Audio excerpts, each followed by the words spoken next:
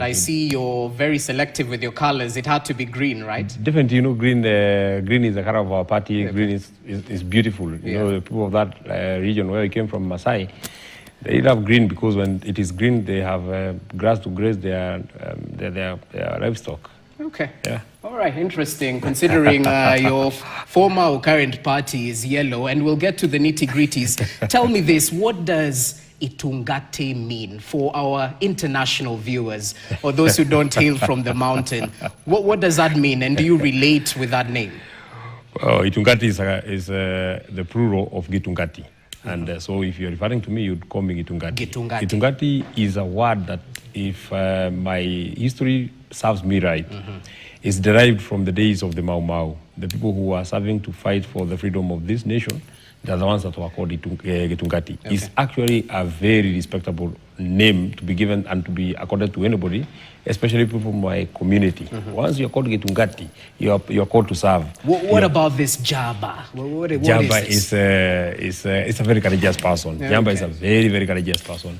When the people call you Jamba, it is the height of respect for a leader. Where I come from, a leader who is Jamba is a leader who is at the next level, a very courageous person. So which one do you consider yourself? Which one do you accept? I need not to accept myself. Is what the people think about me. Now, when they call me Gûtindîka, I feel very proud. I feel that they can actually see the kind of struggle that you have put in trying to fight for the liberation of our nation. They can actually see that we are putting every effort to try and liberate this nation from the brutal regime of Mr. William Ruto. Okay, and as we finalize this short tete-a-tete, at the end of the day, you're called fearless, courageous, but others joke or jest that the only thing you fear is Baba. So perhaps talk to us, well, what's the symbolism with the look? Is it a bearded sister sort of approach? What are you trying? You know, Rogers, in those days of the Mau Mau, and since I find, you know, people call you Gûtindîka because they actually can place you at the scene of before 1952, when the Mau Mau were in the forest. They didn't have the latitude to visit Baba. The same case. We're also fighting William Ruto. Now, I've been in Kajamuka the whole day. Where would I get the latitude of taking care of my hair, of looking very neat? We should not look very neat because we are fighting. You can't fight when you're neat. Okay, so I can't fight. Thank you very much, Rogers, and I'm happy to be here this evening to engage in this conversation. And allow me to begin by saying that, you know, what he was speaking about today, I was not able really to follow because, I mean, I followed after the event. And I think William Ruto is suffering from a very chronic problem of promises. His tongue can't get tired of making promises, new promises after new promises. You know, Vision 2030, as it was formulated in the year 2008, had actually a very clear roadmap. We knew where we are going, what we wanted to achieve, and they had 3 pillars. I wonder whether you have had an opportunity to look at the Vision 2030. It had 3 pillars, socio, economic, and political. They are indicators that were meant to be achieved so that we get to Vision 2030. Now, we are in the year 2026. Before we even think about beyond 2030, the way he's speaking about beyond 2030, don't you think we should have done an audit of how far we've gone with the Vision 2030? Perhaps to quote what's his name, the chairman of the Vision 2030 board, Dr. Emmanuel Nzai, he said that today we've reached 66.1% since the Vision 2030 blueprint was launched in 2008. Exactly what I'm saying is, what is this 66%? What is this that we have achieved? What is this that we have not achieved? You know, what is this that is too near and too far? And what is this thing that can be achieved between now and 2030? Because we are not yet in 2030. This vision that Mr. William Ruto is speaking about, in my opinion, is just a hoax. It's not anchored on anything. He doesn't seem to say, this is exactly what we want to achieve as a nation. In fact, in my opinion, it looks like just another campaign slogan. Bottom up, Muthia Boda Boda, Muthia Piki Piki, Singapore, Vietnam, beyond 2030. By the way, what is beyond 2030? You know, 2031 is beyond 2030. 2035 is beyond 2030. What is this thing that is in this vision? How come this thing has been born out of, you know, it's something that should have come, we should have seen it coming. It's something that is coming as an emergency. It looks like we have gotten a new philosophy all of a sudden. You know, the problem about governance that William Ruto is facing is the fact that when you are the president, much as you want to promise, it must be a promise versus what you have achieved. Between this and this time, I promised this. But now for William Ruto, because he's not achieving much, so he has to keep bringing up something that now will be seen to build hope in the minds of the people of Kenya. And if you listen to what he has said, what is measurable in what William Ruto said today? What indicators can you see, can you feel in the speech that he made today that will now tell you that we want to move? Because 2030 vision, the way it was formulated, we wanted to be a middle income country by 2030.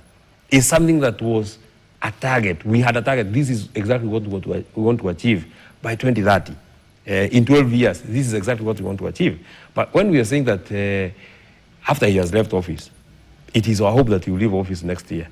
So therefore, even after he has left office, we will still be within the 2030 vision.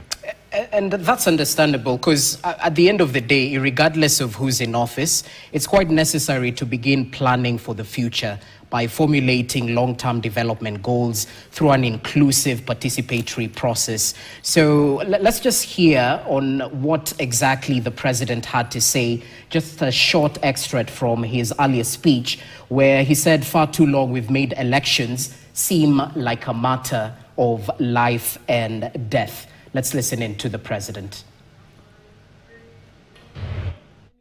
May say,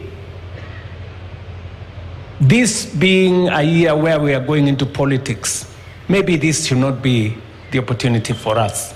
Now, I want to tell them, Kenya is bigger than any election. For far too long, we have made elections to look like it is a matter of life and death.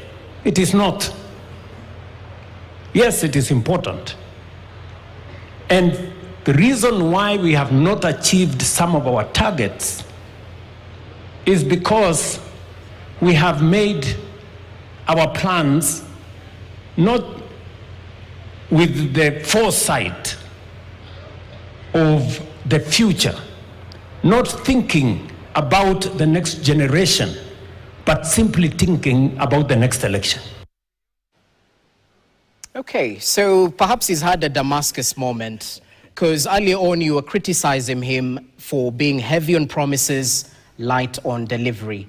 This time round, he says, the reason why we've not achieved some of our targets is that we have made our plans with the foresight of without the foresight of the future, but simply thinking about the next elections. First, you know, when you look at William Ruto speaking, you'd imagine he's a motivational speaker or a person who has been invited to just come and speak in that particular conference. I wonder whether it occurs to Mr. William Ruto that between 2008, when this 2030 vision was formulated, he was a minister. Thereafter, he became deputy president for 10 years. He has been president for 4 years. Cumulatively, he has been within this 2030 vision, he's been right at the center. Now, when he says that we've been thinking about forming policies based on the next election, who is he addressing? Who is we? He was with Uhuru Kenyatta as his deputy, his principal assistant for 10 years. So who was not formulating these policies? It is him. He was right in the middle of it. I also don't think he is saying it in good faith, because if indeed he thought that we should not have the election in mind, he must know that the backbone of our democracy our elections. Right at the middle of our democracy, the measure of our democracy is right vested in our elections. So therefore, it's not something that you can wish away. It is our elections that give us leaders. And once you get a good leader, then you can be able to implement these particular visions that you have. But when you have a bad leader, the way you have said it, he's very heavy on promises, but very low on deliverables. Then an election is as important as every other aspect of the country. If we don't take our elections very seriously, if we don't think about our elections and put them right at the center of our thinking, we shall get ourselves in the situation that we are in now, with a bad president. With a bad president, you waste 5 years. So therefore, you can't say that you have a plan of the nation and you are not thinking about the next election. You must think about the next election. You know, the people of Kenya today, what should worry them? Is it the vision of the future or correcting the problem that we are in? Is it a vision of 2060 or correcting the mess that we are in now today? Because we find ourselves in a very difficult But failing to plan is planning to fail at the end of the day. Now, that's why we have to first plan to salvage this nation in the situation that we are now in now. Before we even think about what will happen in 2032, 2037, the years to come, so we have an opportunity to sort out a problem in the next 364 days. So will the DCP party actively involve in this Beyond Vision 2030? You know, our preoccupation now and where we shall play and offer to the people of Kenya, not the vision even 2060. The thing that we as a party will do is to help this nation, put every effort to help this nation get rid of a bad president. That already we shall have participated in ensuring that we are working for our future. You know, let me tell you, and I want to just give you a plain example. Allow me to cut you Let me short, just give you a plain example. Okay, just a plain example. Yes. So that, you can measure my words versus the vision. When President William Ruto came into power, our national debt was at 8 trillion. Today, our national debt is at 13 trillion. That is a whole dag of 4 years of 5 trillion. So it does not matter how much and how beautiful our blueprint will be. If he was to come back again, he can dig a hole that is way too deep that even those who come after him cannot be able to run this country. And it has happened in many other countries. You have seen inflation grow tenfold, 100-fold, just because they have bad leaders. So therefore, as a party, it will be, the onus is on us. And I am very happy because our party leader says, I actively participated in bringing this problem. I will put even double effort in curing this problem that I actually participated actively in bringing. And as we move this conversation forward, why would some of your colleagues call for the postponement of such a weighty national conversation? Because it seems like it'll fuel the criticism that the opposition is perhaps agendaless or failing to clearly articulate policy. You know, an exam sometimes depends on who is the person who is marking that exam. Who is calling us agendaless? Is it the people of Kenya or the president? If a competitor calls us agendaless, then I will not be worried. You know, let me tell you, Rogers, when Mr. William Ruto says that we are agendaless, and I'm sure this will be the backbone of our conversation tonight, he has been president for 4 years. He has an agenda for the people of Kenya. The yardstick that we are using to measure his success are words that he has said out of his own mouth. We have never given him, or the people of Kenya have never told him, we want you to do this. It is him who has said, I want to do this and that, and I want to do this road. I was in Kipeto today. He's the one that went to Kipeto and told them that he will do that road. He himself. So the yardstick the people of that area are using are words that he has said using his own mouth. You know, when you speak about an agenda, every agenda that we have as the opposition, the United Alternative Government, the first agenda that must first go through before all these other agendas that we speak about, health, water, economic transformation, education, all these things, before we get there, we must remove William Ruto. So long as he's still the president, there's no agenda that can move.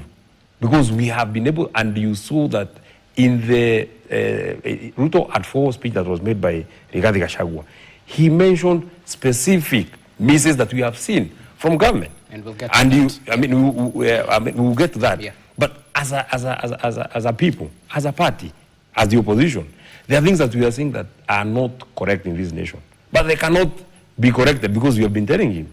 We have been elected on his party, by the way.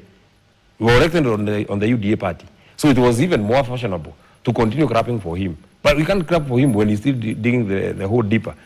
Our agenda number one, Rogers. Our agenda number one, whether he likes it or not, and by the way, he can't set the agenda for us. If we are his competitors, why is he worried that we don't have an agenda? But Kenyans need to know your agenda. I mean, we shall get there. We shall get there. We shall get there. Until Ruto goes home? Sorry? You'll get to the agenda after Ruto goes home? No. Okay. First and foremost, and you hear in our meetings, when I get to a meeting, assuming I was in a rally today, I'll ask the people, how are you? Are you with us? William Ruto go home. Once we agree that he's going home, we say that we improve on education, we improve on health, we improve, and you have even had my party leader speak out this vision. We're with him even on this on this interview. He has said the things that he'll do, restoring the payslip dignity, removing these mandatory deductions on housing levy, all these issues on SHA, and I mean you have had his blueprint, but it cannot happen when William Ruto is there. You know, as you call out the government excesses, on the flip side, the government doesn't shy away from articulating its successes, as it claims. And I'll just name them, going list by list. They mention the boost in foreign exchange reserves, the stabilizing of the Kenyan shilling against the dollar that's currently at 129. Foreign direct investment has increased. The CBK lending rate is down to roughly 8.7%. 7.2 million farmers registered. We have a fertilizer subsidy that focuses on subsidizing production and not consumption. Unga prices have gone down, increasing funding to the education sector to roughly 784 billion. I mean, the list goes on. Infrastructure development, roads, port modernization. Aren't you looking at the glass half empty? You know, I've told you, when you're a student, and you're the one that says that I have gotten this grade without your marking scheme, without your transcript having gone to your teacher or the person, your teacher, it does not make any sense. Because they will say that the price of unga have gone down. But the people of Kenya will also tell them, when William Ruto came to power in 2022, the price of diesel was 152 shillings. Now it is 222 shillings. That is a very major increase. They'll tell you that the price of tiles, William Ruto, when he came to power, and you can listen and you can play his clips here. He was saying there is no way we can go on importing tiles when we can actually manufacture them locally. Now, when he was coming to power, one packet of tiles was retailing at 1,200. Now it is retailing at 1,900. That's a 700 shillings increment. Even a bag of cement, when he was coming to power, it was between 700 and 750 shillings. Now it's going beyond 1,000. So therefore, when he's speaking about these things, he himself, he will only speak about things that he thinks, in his opinion, achievements that he has made. But let me ask you. In his opinion. Let me tell you, Rogers. This fertilizer subsidy, do you think the people of Nyandarua, which is a major food basket, Nyandarua is the leading producer of potatoes. Nyandarua is the leading producer of cabbages. Nyandarua is the leading producer of carrots. Nyandarua is the leading producer of French beans. All these horticultural products, they are all produced in Nyandarua. I'm the senator for Nyandarua. Do you think the farmers from Nyandarua can actually say the same? If they're benefiting, why not? But I'm the senator. I'm the representative. So Article 96, I represent them. I represent their interest, both in studio and even in the Senate.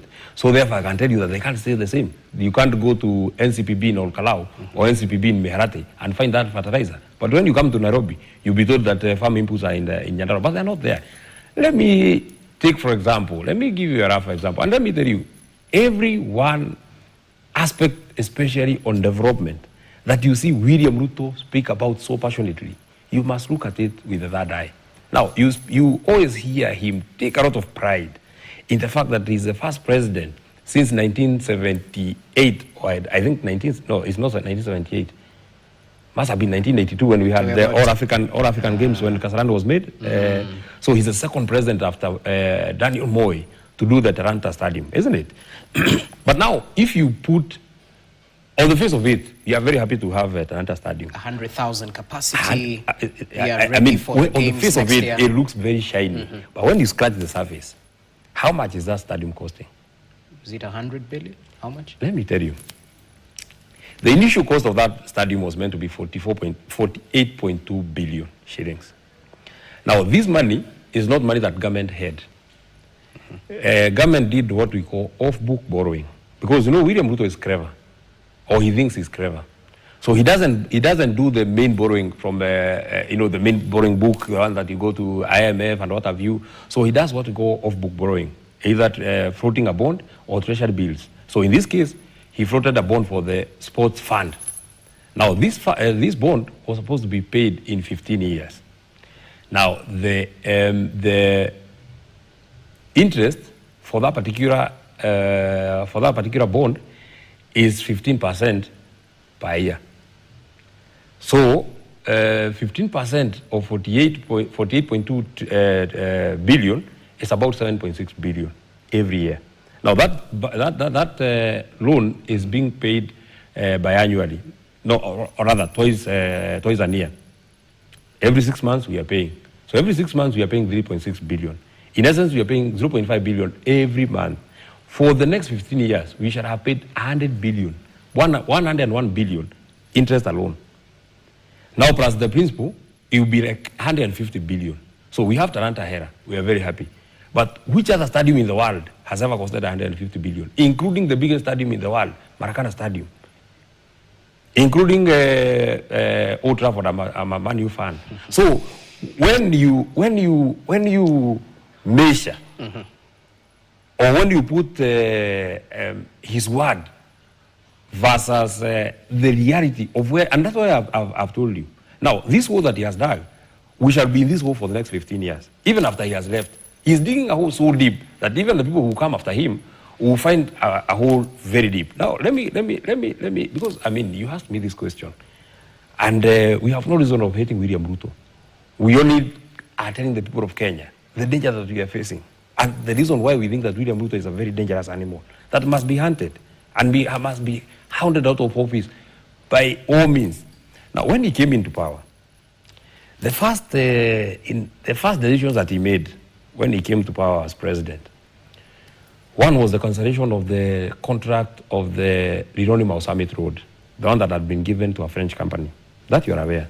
And he said, because we are cancelling this contract because it has been inflated. These rates that have been given are very high. What was the rate then? 168 billion. When he floated the contract again, it was given at a cost of 200 billion. And when was this? Now, initially, it was in 2022 compared to last year when? So what were we saving? Over and above that money that we lost, the French company went to court. They were awarded 7 billion, another 7 billion, over and above the 200 billion. So tell me, how is it that 207 billion is lower than 168 billion? And he wants to tell us that nyinyi hamuna akili, mimi ndio niko na akili. Surely, how is 168 higher than 207? Tell me, Rogers. Because it's a conversation that we are having. How Uhuru Kenyatta was surviving as the President of the Republic of Kenya with a State House budget of 4.1 billion. And William Ruto in 2025-2026 had a budget of 17 billion. That is over 4 times him. We were being told that initially there was a buy in State House because the people who were there were taking alcohol. Now we have a child drinking president, and the budget has grown fourfold. How is it that a mzinga of chai is more expensive than even a mzinga of, I don't take alcohol myself, but how is it that he wants to run the country on handouts? Tell me, Rogers, which country has ever been run by inviting people to State House?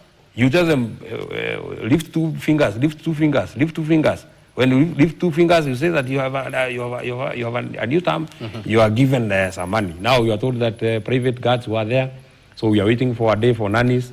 You are also waiting for a day for touts, drivers, saloon operators, everybody, because that is the only way. But anyway, I was told by somebody who went there, I went to visit some place and I found a private guard and asked him, oh, had you gone to State House? He told me yes. How was it? I'm very happy because I got an opportunity to go and say kwaheri to that man because I'm sending him home.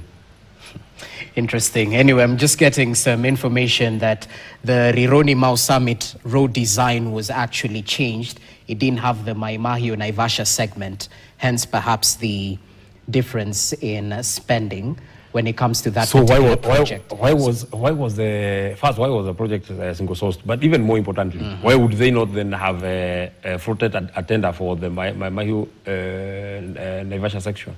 And I get what you're saying, but at the end of the day, we hear from government that they've had to make tough, difficult decisions that perhaps has affected their popularity for the betterment of this country. Borrowing from the words of your party leader, when he joined government, they found empty coffers. So they had to think outside the box. What do you make of the securitization program when the government taps into the sports levy fund in order to put up construction of infrastructure around the country? Isn't that thinking outside the box? Does it deserve credit in any way, shape or form? I've just told you that bond for sports fund, for example, that is money because we are taking this money in advance. So this is money that is meant, we are not getting quality for our money because in essence, this stadium is not supposed to cost this. Now for that securitization, you know the headroom that the government has been operating on this issue of fuel is on levies and taxes that are from government. So once you securitize all levies that are charged by government, and you securitize them for the next 7 years, where do you get the headroom when you get ourselves in a situation where world prices have changed? By the way, today as we are talking, is not the highest, we don't have the highest cost of a barrel of fuel. It has been higher in the past. It was higher in 2022. But because government has securitized, it has very little headroom where they can be able to cushion the consumer when we get ourselves in a situation where the world prices have gone up. Because once you securitize, you have already picked this money in advance. You already have this money in advance. True. And by the way, it would have felt so nice as the people of Njorua, for example, if we had seen that money that was used for securitization, if there's anything that you can see on our roads being done, if there was a road that was being done in Njorua, maybe you would say this is something that is making sense. If I was to play to you videos of things that William Ruto has said himself, he came to Njorua, 2023, May. He said in 1.5 years, I'll do the road from Shamata to Kaka to Kariambu. And you called him out during the funeral. I told him. What was his answer? He said, I'll answer you not with words, but with actions. We are still waiting. As we speak, nothing is ongoing. Nothing. We are still waiting. Now we are no longer now in Singapore. We are headed now to 2060. And I understand Kenyans are yearning for action, less promises. But at the end of the day, we'll equally have to speak about solutions because political pundits say it's harder to defend government and it's actually easier to call out government without providing solutions. Actually, I think it is the other way around. It's the other way around. The easiest people to defend our government, because you see, if I was a president, I would not even come and say many things. I would just come to Njorua and say, I promised you the county aggregation industrial park. I have done such and such percentage. Within this and this number of days, I have done it. Okay. But now when he came to that particular function, I reminded him like 7 roads. Instead of answering me on the 7 roads, he added 2 more. Promises. 2 more promises. He told us that he has 1 billion for the University of Njorua. 1 billion for the University of Njorua. In the budget, it is not there. So where was he to get this 1 billion? Supplementary, maybe? But in the that thought. But you let's see, take in a short supplementary, break. the budget that keeps growing is the state house budget. Interesting. Let's take a short break. When we come back, we push the conversation forward because just yesterday, your party leader, Rigathi Gachagua, gave a scathing review, appraisal of Ruto's 4 years at the helm of the presidency. Sasa jana, nimetoa taarifa ya miaka 4 ya Kasongo. Nimeongea karibu saa 1:30. Nikakunywa maji karibu chupa 3. Nikieleza uongo ya Kasongo. Simulisikia vile nilieleza? Amedanganya watu, ameua Gen Z, amesema vijana wapigwe risasi mguu, ameiba mashamba ya Wamasai, ameharibu masomo ya Kibaki, ameharibu linda mama ya Uhuru Kenyatta. Hakuna kazi yote amefanya for 4 years. Sasa nini mkipima? Kama hakuna kazi Kasongo amefanya mwaka 4, hii mwaka 1 amefanya, mnaamini kuna kitu anaweza fanya? Sasa watu yake nilipoongea wakaanza kuhara. Wakasanywa haraka haraka kwenda jibu Rigiji. Wabunge wakaitwa pale bunge. Wananitukana tu, lakini ile maneno nimesema hawana la kusema. Kwa sababu hakuna kitu imefanywa. DCI anajibu, anakwama. Haongei mambo ya Wetima, ilikuwaje? Haongei mambo ya Rachel Wadeto, haongei. Anaongea mambo 2-3. Huyu kijana anavaa saa ya milioni 1. Analia mambo ya Johana Ngeno. Mambo ingine haongei. Mimi nauliza watu ya Kasongo, simunijibu ile maneno nilisema. Nilitoa point 49. Hamuja jibu hata moja. Jibu yenu ni kutukana Rigiji. Kwani mnafikiri mkinitukana hiyo ni jawabu?